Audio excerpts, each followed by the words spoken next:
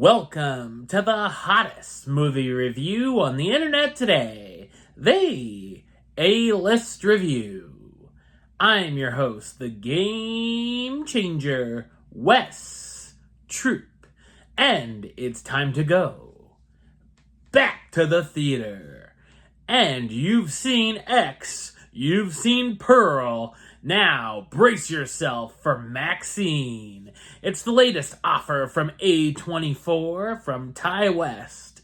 My review of the 2024 horror film, MaXXXine, coming up now.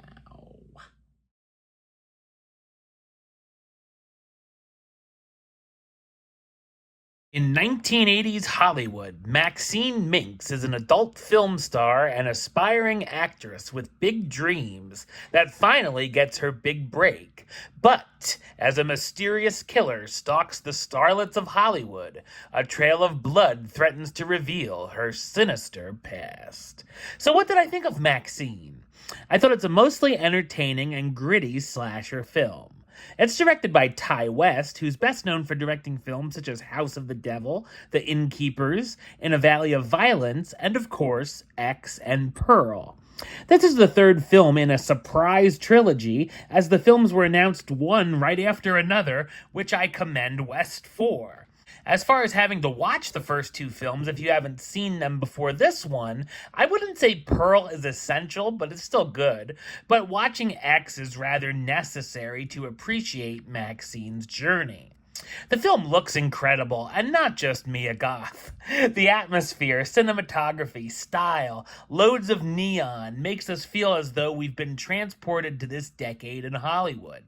It even brings into the Bates Motel on the studio backlot that was built for Psycho 2 and has some fun with that. Also in the background are crazy religious protesters against horror movies and what kids are watching in general and listening to. We see a number of TV news clips from the time, also dealing with the Night Stalker killings that are happening in LA. What's going on in Maxine's life starts to parallel the killings when people around her start getting murdered in a similar fashion, and police come looking for Maxine to see if she has any clues to what's going on, as well as a private eye tracking her. While not scary, there's some blood and gore thrown in, of course, maybe a little less than I expected, but a couple of memorable death scenes, for sure. The first two acts are strong, with another spectacular monologue from Goth in her audition landing her leading role in The Puritan 2, and I loved the opening title set to ZZ Top's Give Me All Your Lovin'. The mystery had me intrigued, and while there are some predictable elements, there's a few surprises thrown in at least. The third act, or should I say, climax, was a letdown though, as it gets too over the top and a few characters are almost played like cartoons. The reveal makes sense, but still felt lackluster and ends things on a sour note. Mia Goth, who's fantastic again, reprises her role as Maxine Minx, the adult film star that finally lands a role in a horror movie, but horrible things are happening around her once again. Elizabeth Debicki as Elizabeth Bender, the film director who becomes somewhat of a mentor for Maxine. Moses Sumney as Leon, Maxine's close friend who works at a video store. Michelle Monaghan and Bobby Cannavale as Detective Williams and Torres, the two detectives on the murder case.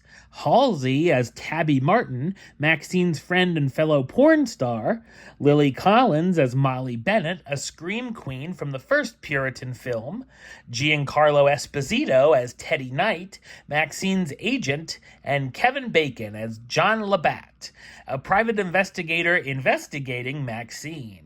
While Maxine is an unfortunate case of style over substance and can be an uneven and frustrating experience, there are moments where it can be bloody fun. Number-wise, I'm going to give it a 6 out of 10, which gives it the A-list rating of do it. It's a small do it, but a do it nonetheless. Alright, well that's the show. I'll be back with another review very soon.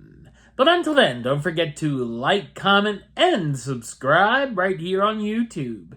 YouTube.com/WestsideOf515.